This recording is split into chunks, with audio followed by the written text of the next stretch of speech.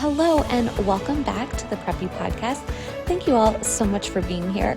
Today, as always, I have a really fun episode as this one's with one of my favorite interior designers. It's with Edith-Anne Duncan. I just love her use of bright, happy colors mixed with some traditional elements, traditional furniture or lines, and she just blends them so beautifully. I've followed her for many years on Instagram, and I was so excited when I got to watch her Homeworthy tour. Just her designs and her homes just speaks to me. So today we're going to talk all about how she got started in interior design and her journey there, what she hopes to do in the future, her advice, and even it's super special because today her book, Southern Sensibility, launches. So you can purchase it online, and I was lucky enough to receive a pre-copy of it. So I've been perusing through it for a few weeks now, and it is packed full of just so much inspiration, beautiful interiors. She talks about the process of writing this book on the episode as well. And so many of the spaces in the book, she told us, are never seen before. Like, she hasn't posted them on Instagram or anything. So I really suggest you go and purchase her book. It also would make a great gift for any design lover in your life and just sits beautifully on a coffee table or bookshelf. But before we get into this week's interview, some housekeeping and just things to check off the list. I have been adding these recordings to YouTube as well. So if you prefer to watch the podcast versus just listening to it on a podcast app, you can search Patricia May Olson on YouTube or the Preppy podcast, and you'll be able to watch my interviews with these founders and go back and to listen to past ones. They're really great. You can also go and watch some of the live panels I've done over the past year or two, which I think those are also a great listen and watch. So just wanted to plug that, and it would mean actually a ton if you could go on YouTube and like and subscribe there and follow, just as I'm trying to build that up. And finally, I am thrilled to share some Camp Preppy news because I've had lots of requests for them. So this month or I guess technically next month, I can't keep track of the months, but next month in November, we are going to be doing a virtual workshop with Cotton and Quill for their topiaries. So even though it's not, a live multiple day Camp Preppy meetup, this is going to get us in the holiday and Thanksgiving and entertaining spirit. She's going to walk us through just how to make one of her topiaries.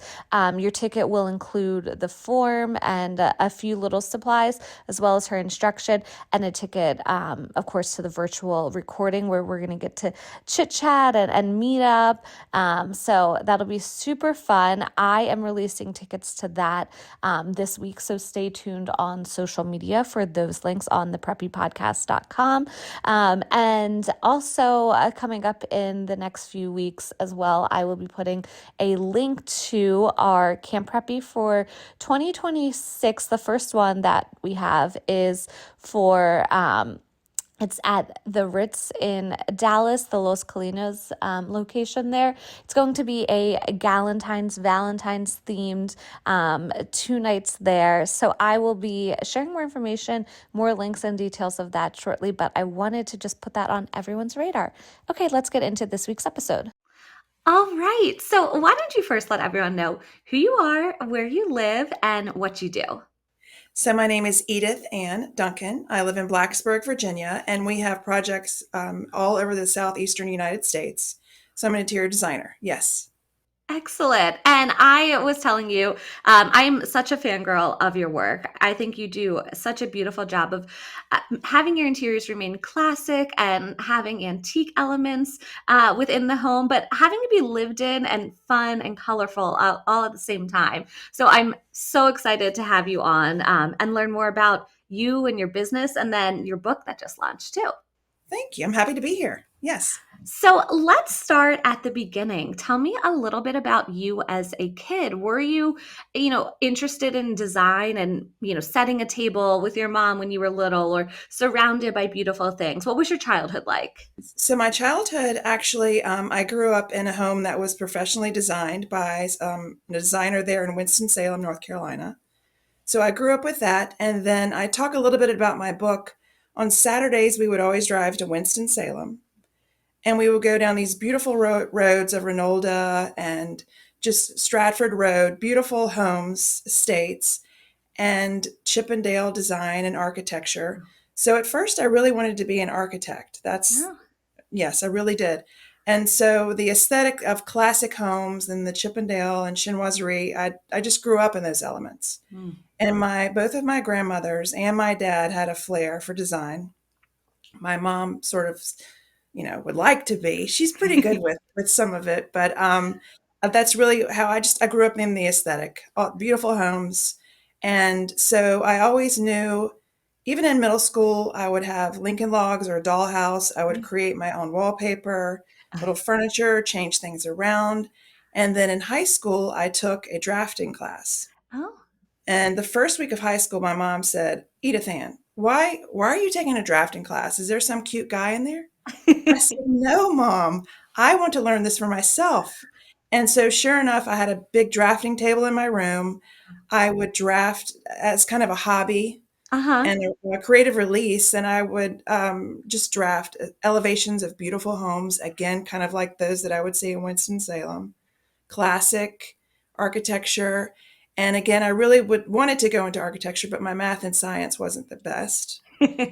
And I believe also my love of color came from I would go with my grandparents to Pawleys Island, South Carolina every summer. And the first thing we would do is we would go to the Lilly Pulitzer store. It was called the Joggling Board.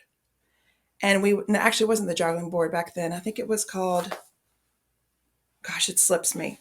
But No, now you're on fine. Pawleys Island, it's called the Joggling Board. But Okay. before that, it was called something else in Pawleys Island. And I would always go and get a few new Lilly Pulitzer shifts or outfits.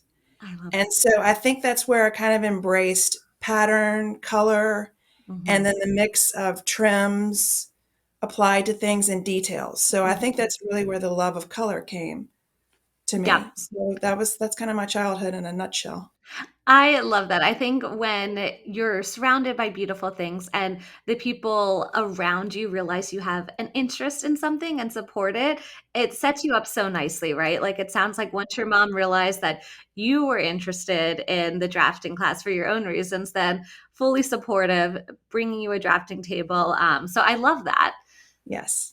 Now tell me a little bit then when it came time for college, where did you end up going? What did you end up studying? And how do you think that kind of set you up for what you do today? So I attended and graduated from High Point University, Okay. and I have three majors. So it was business administration, home furnishings marketing, because it is the capital of the world for furniture, and then interior design. So Wow. all three of those elements. And it was a wonderful place to be because I had the best teacher, Dr. Dahl, in the studio. And she would teach us how to mix patterns and prints and scale. And then Dr. Bennington, who is an icon in High Point as far as furniture, Dr. Bennington taught us about how the furniture is actually made. We would go tour the furniture plants. We would go see even one plant that just makes veneers and patterns that they apply on wood pieces, or an upholstery manufacturer. And we would see, the construction, what's good and what's bad. And then also the business administration aspect. So, how do you actually run the business that you're going to start? And I always knew in the back of my head that I really would like to have my own firm at one time, right? Okay. So, those three things were in place. So, let's fast forward to graduation. I took an interior design position at Belk Department Store in Oh, wow. Raleigh, North Carolina. And so I worked in their furniture department. And Hudson Belk was the place at the time, if you lived in Raleigh, that was the place to go for interiors. So I worked there for a year selling furniture, high end furniture, handmade rugs, and then got married, Okay. moved to Blacksburg, Virginia, where I am now. I've been here 30 years. So that kind of tells you my age, 53. Um, and then went to Virginia Tech for my Okay. master's degree in Wow. interior design.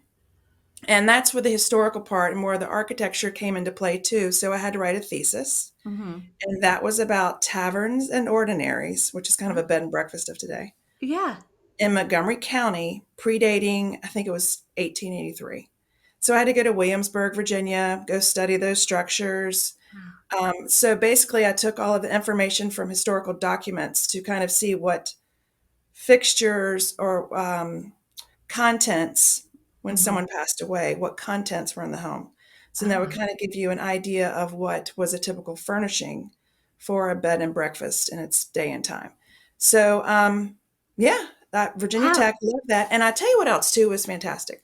High Point was a more decoration, furniture history, Mm-hmm. and Virginia Tech was a lot more technical and detailed, more in depth about lighting and space planning. So it was a wonderful mix of the two. And I think that's really what gave me a wonderful balance between decorating and function. And that's why I'm so big into, I want a space to be lovely and pretty Mm-hmm. and inherited pieces and make it look nice and fresh to today, but it has to function first. Yep. So I'm always a function person. Yes. I love that. It sounds like you also just love learning, which is very similar to me. And with your background and with your degrees, you kind of know the ins and outs of the industry. I work in PR and focus a lot on lifestyle brands. And I have a degree in fashion. And I think that was so important because I learned the construction. I had to take a lot of sewing classes and apparel design. And so you know what makes something better quality than something else and why something costs more than something else. And that's what it sounds like listening to you as well. And then even working with Belk and more on the product and selling side, I think that makes for such a well-rounded person when it comes to then owning your own business and going out there, right? Yes, it really does. And I think everyone should work retail at Yes. least one time Yep. because they need to appreciate, working with the public. And that I think that was the best place for me at that time too. That was just one more element that I really needed to set my skills on. So Yep. everyone should do retail at least once. Definitely. I always say that retail or be a waitress or waiter, some sort of service like that. Absolutely. Yep. Yes. Yes. So then tell me about when it came time to open your own firm. When did you do that? Kind of what was the moment that you felt ready to go out on your own? So after I graduated from Virginia Tech, I worked for an architectural firm in Virginia, Mhm. and they did large projects. It was a commercial firm, and they did Air Force bases. I learned within the year that I did not want to continue to be there because literally one summer, all I did was place artwork in an Air Force base, Oh my gosh. every position, each image, the location, everything was blue and gray. I love blue, but not the gray. So I knew at that point, okay, you know what? I'm going to dig in deep. I'm going to do this, going to start my own business. Mhm. So I started with a couple of clients here locally, and then just word of mouth. That was the best advertisement that I had, was just continuing locally, and then everyone, it just word of mouth. That's how it began. And then after that, my first goal was to be published nationally. Okay. Okay. So we had just finished the home that we're in now. We've been in this home 9 years. And so I said to myself, how am I going to achieve this? What should I do? Mm. So I contacted Toby Farrelly in Arkansas. Okay. And so I flew to Arkansas, met with her, and said, Toby, okay, this is my business strategy. What am I doing right and what am I doing wrong? Mhm. And I cannot tell you, that was the best use of time and money I've ever used, was Wow. with Toby, to tell me what I was doing right and wrong. So if you want to start a business, I would really suggest speaking to someone that knows that business, because you can learn only so much in college, Mhm. or the ins and outs of it. So I submitted photography to Southern Home, Mhm. and I pitched the story. Lo and behold, I got my first story in Southern Home, and it kind Yeah. of just, really rolled into the next phase and the next phase from Mhm. there, and been in that magazine multiple times, on the cover twice, Wow. which was another dream. So Yeah. then this last dream, I'm like, you know what? I'm going to write a book. Mhm. So that's really how it just transitioned, was a lot of hard work. Yeah. learning how to say no. That's Mm-hmm. another big one too, because in the very beginning, when you start your own business, you want to say yes to everything. Yes. And I did, but you had to in the beginning. Yeah. So over time, learning and again, word of mouth, and then the emergence of social media, Mm-hmm. that helped a lot. Mm-hmm. So yeah, I love that. And I think, first of all, I talk a lot on this podcast about finding a mentor, or someone that can give you guidance. And it sounds like Toby, who actually has been on the podcast before, it was so kind of her to offer that type of guidance and be able to pay it forward. And I'm sure now even people reach out to you and ask you for advice and tips. And I think that's so important, being an entrepreneur and being a woman in business. absolutely. Absolutely. Yes. Yes. So she So, and oh, go Shaman ahead. Taylor Smith really helped me Okay. tremendously with, again, what's right and what's wrong. What should you charge? I didn't know how to charge. And interior design, there are so many various ways that people charge. That's a Mhm. whole podcast or maybe 5 podcasts in itself of how everyone charges because it just varies per Yep. person or per firm. So yeah, And so then it sounds like once you got published, that kind of really put you on the map on a national level, right? it Would you did. say that was kind of the best form of marketing for you, and you'd suggest that for other interior designers listening or maybe others, just in business? Yes, it would be. So even if you can go to, let's say Virginia Living here in Virginia, a major publication is Virginia Living. So strive for the best one in your state. Perhaps if you're in North Carolina, you do Our State magazine, Mhm. or again, Virginia Living. Kind of shoot for those first in your area and kind of get those under your wing and then take it to the next level. Mhm. So definitely that really just pushed me in the stratosphere, I think, was being nationally published. And it's more of a recognition to your firm, and then it gives you more confidence in yourself to Mhm. then strive for the next goal. Yeah. Now, let's talk about your wonderful book, which I have here, and I love flipping through the pages. Um, what was that process like? Because I've interviewed a few people on the podcast who have come out with books. I know it's kind of like almost like a dating process, like convincing. Sometimes the publisher comes to you. Sometimes you work with an agent and pitch it out and kind of court them. What did that look like for you? Because obviously it was a goal, and then how did you make it happen? So I work with a person named Shaman Taylor Smith out of Greensboro, North Carolina. And so Shaman knew how to approach this. She's helped others with a book. I had no idea what to do. So Shaman has helped me a lot with business itself. Let's say 4 years ago, I said, Shaman, am I charging the correct fee? Mhm. What should it look like now? What is the norm?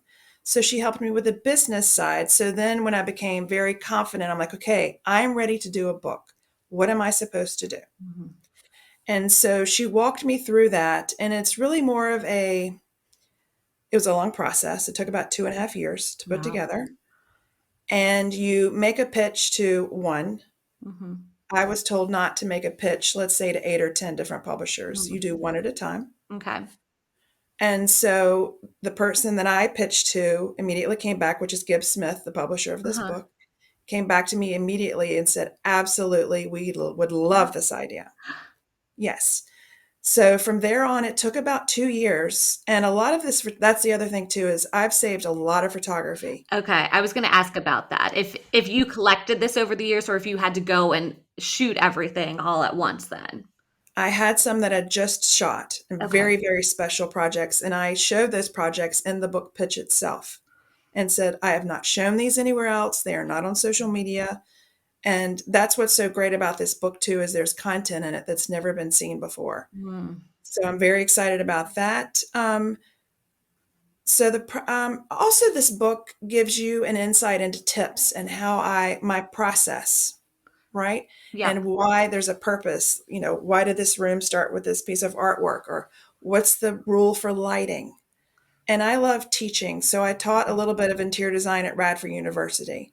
So it's kind of like what you said a little while ago of, it's teaching moments and we learn things and I like to teach as I go. If you follow me on Instagram, sometimes I'll do even a tutorial of, this is how you mix a floral with a geometric and a plaid. Mm-hmm. I love sharing those things on tours that I've done, for instance, Homeworthy or the Potted Boxwood. When I show those tours of homes, then I say, okay, I place this here because of the scale, and this is why. Or I mix high and low, this is how. So the book really teaches you all of those different elements that creates a young, fresh feeling home. But the purpose behind the book is called Southern Sensibility because as a classic Southerner, like myself, you inherit pieces, okay? Or you buy things at estate sales. For instance, this sideboard behind me Mm-hmm. was a piece that I bought from an estate sale from an estate from a lady that was literally like my second mother, right? And I had to have a piece of Linda with me. So when you incorporate older pieces like this or inherited, containers, this cash po on the coffee table in front of me right now, you want to keep those things because they have memories, but you also don't want the home to feel uncomfortable, not inviting, too fine, or stale, Mm-hmm. you know? So I'm known for incorporating those pieces, but then adding a piece of acrylic or lucite. So even like see here behind me, Yep. I have an acrylic shelf. So I incorporate a mix of fresh and old. And Okay. then with color, make it very exciting and energizing and welcoming. Yep. So it's being also sensible about your interiors, performance fabrics. For instance, Mm-hmm. this pillow behind me, it's performance fabrics. We have dogs.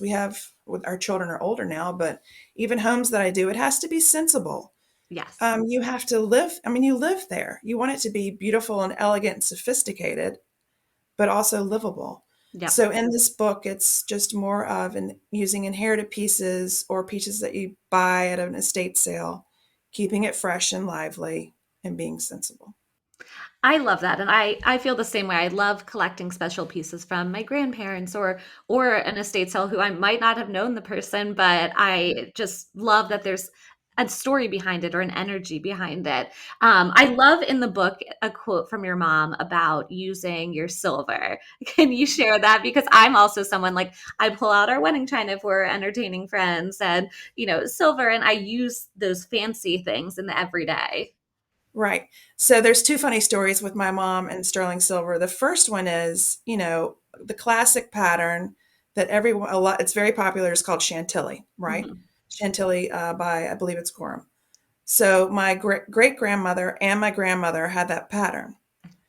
And so for whatever reason, my mom chose another pattern. I said, "Mom, why did you do that?" And she said, "You could have had a even larger collection, when you got married." She's like, "Well, I wanted, that's the one that I preferred." So it's always been a joke because I have many place settings of hers and then many place settings that I've inherited Uh-huh. from my great grandmother and grandmother.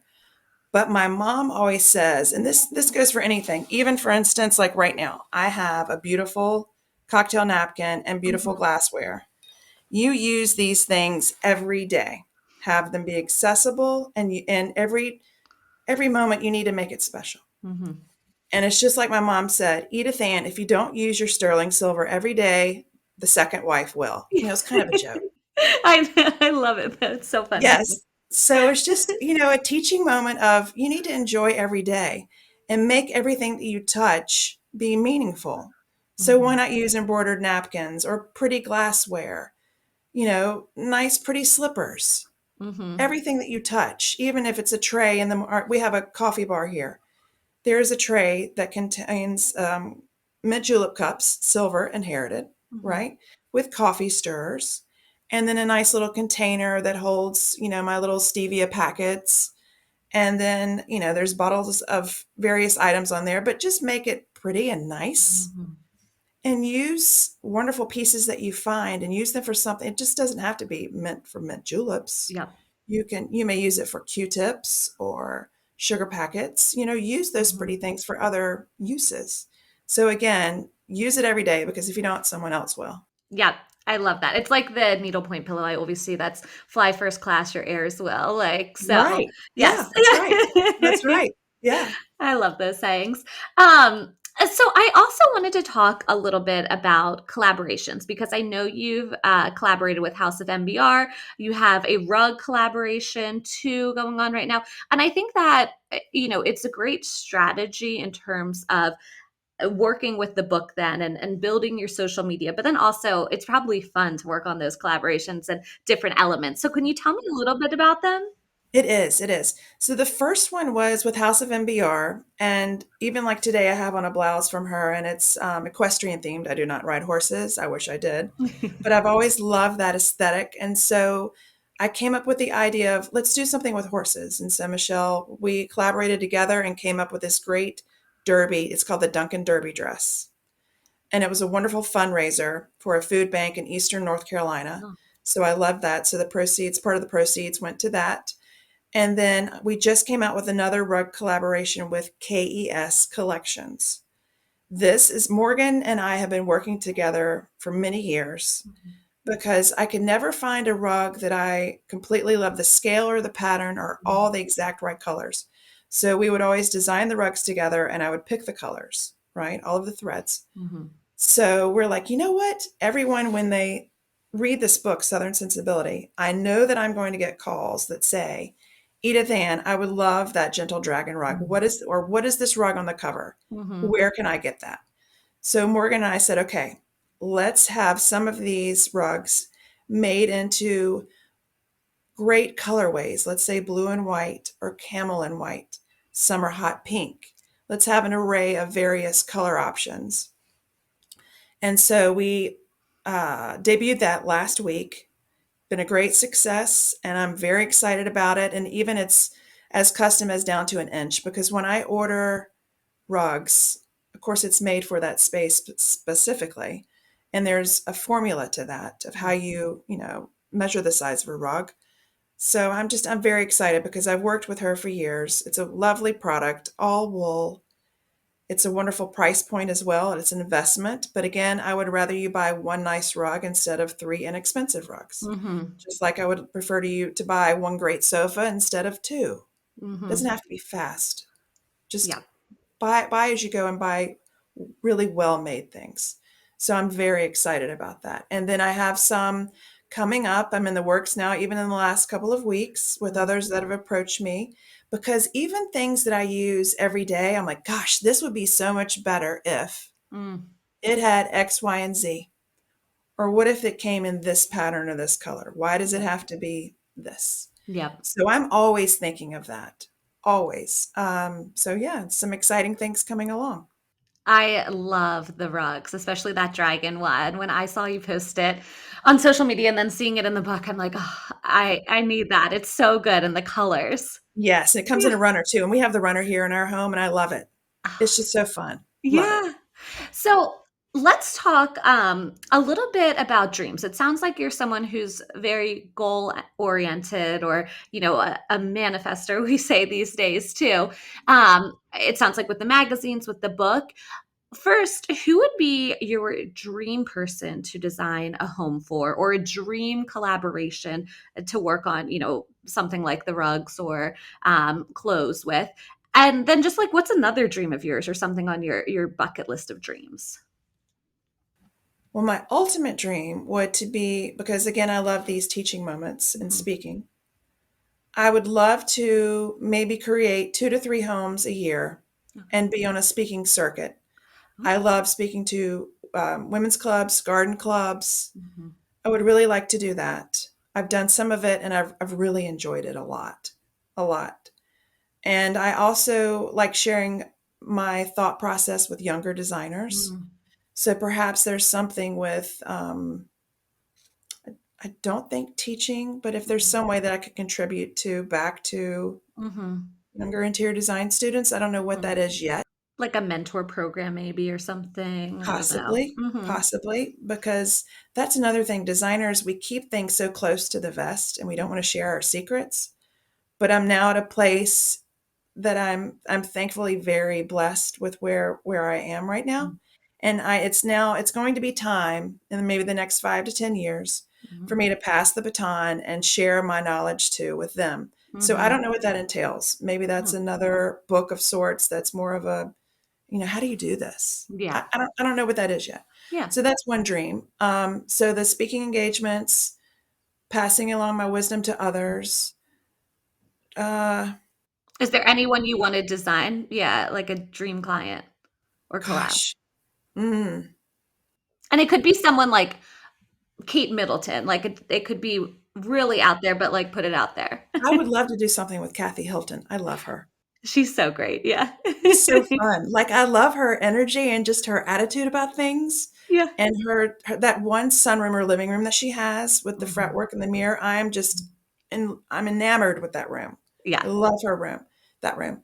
So I think it'd be fun to do something with her. Mhm. A very prominent lighting line. I would like to do Oh, yeah. something. Yes, there's one in particular that I would like to probably do something with. Okay. Who else? Another dream client. I mean, those are all great answers. I think those are perfect. Yeah, I don't know. I tell you the dream client. You know Yeah. what? It doesn't have to be a celebrity of Mhm. sorts.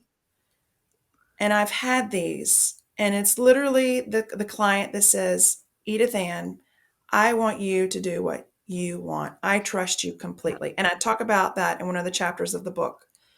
Literally, that was the highest compliment of they just trust you completely, Mhm. and they don't pick things apart, because when they start to do that, the project gets muddy.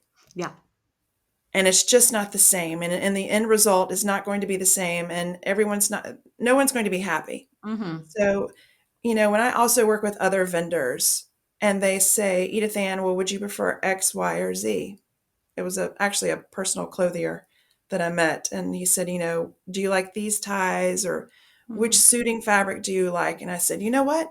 You know your job better than me. So when there's someone else in their trade, you need to trust them and let them Mhm. do their job, because in the end, that's going to be the best result. So Yep. you need to just trust that person completely. I agree 1,000%, and I think that's with all industries. You're paying them because something drew you to them and you trust them to some extent. So just let them have that trust and, Let them, yes. yes. Yeah, just and that's another thing too. With my business, I think another reason why it grew even more is I relinquished some control. Mhm. Because Mhm. in the very beginning, you want to control every single element. Mhm. And at some point, you have to sort of let that go and let others do their job, and just, you cannot be a control freak. I Yep. mean, there are certain things that you have to keep always a finger on, but you really need to relinquish some control and just trust others. So that's another comment I would like to make to those that are starting a business too. Once you Yep. get your handle on things, just learn how to say no and then let others do their job. Mhm. Great advice. Speaking of, advice, I love asking my podcast guests, what's a resource that you can share with listeners, whether it's, a great newsletter you subscribe to, or a YouTube series, or maybe a book you read, or a group you're part of. Is there a resource that you can share with listeners so that they can look into that to help their business or help themselves? Yes. So two of them, my favorites. The first is the potted boxwood. Okay. Mhm. Christina Dander does wonderful tours of homes all over the South, all over Texas. And that's a great resource as far as trends and ideas from others and how they use their spaces, how they incorporate their artwork. I think that's a great place for inspiration. Mhm. So I love that. So I love the potted box. I always try and watch that every Sunday morning when it comes out. And then my second one is the podcast, The Business of Home. Mm, mhm. So it comes out every Thursday morning. And I love listening to that because it literally gives you a weekly update on the latest news, whether it be Oh, cool. tariffs, or it's an interview with the CEO of Schumacher, or the CEO of Our House, all the different Mhm. manufacturers, or a designer. Sometimes my favorite designer is on there. Mhm. So that's The Business of Home and the Potted Boxwood. I literally watch or listen to those once a week. Excellent. Those are great resources. Um, and then that led me to my next question when you said some of your favorite designers. Like, who are your favorites or who inspires you or where do you find inspiration? So in college and high school, my favorite, and still is Mark Hampton. Mhm. I loved his classic approach to design. and his watercolors always inspired me too within his book. So I've actually the renderings, interior renderings, watercolors, always loved that approach. And then I would say Mary McDonald from Mhm. Schumacher. I love her graphic use of patterns. Um, who else? Gosh, there are so many. Those Dorothy are, Draper, yes. Carlton Varney, Billy Baldwin. I mean, gosh, there's so many. Charlotte Moss. Mhm. Let me think who else. I mean, I'm Miles Red. Mhm. Love him. Mhm. That whole group. I'm looking at the books that we have here in the study now. I mean, it's just classics. Yeah. Yeah. Yep. Yeah. 1,000%. So, since this is the Preppy podcast, I always ask everyone, what does Preppy mean to you? So, how would you describe Preppy? Timeless, Mhm. sophisticated, sophisticated casual. Hmm, I love that. Because you can dress down preppy and still be very sophisticated and Mhm. casual at the same time. So I think sophisticated, casual, and timeless. I mean, it's the ultimate. Never goes out of Mhm. style. Mhm. No, Always. No. perfect. Yes. So good. So, anything you're working on, any sneak peeks? I know you mentioned you have some more collabs in the works that you might not be able to share yet. But anything else? Are you any upcoming, book signings or events down the line, or anything you can share that people can look forward to? So on my website, edith-anne-duncan.com, we have all of the events listed for the book signings. Some fun ones will be at Schumacher, their boutique in Charlotte, North Carolina. Okay. And then we're going to be at Macintosh Antiques, that's in Columbia, South Carolina. Okay.